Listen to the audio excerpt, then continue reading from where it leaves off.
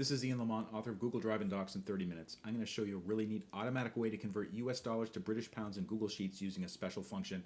Let's get started. So you can see I have a column here showing groceries.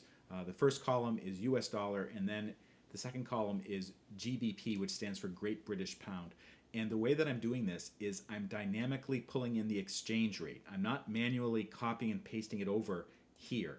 The rate is actually determined by a special function from Google Finance. And you can see, I just press the enter key.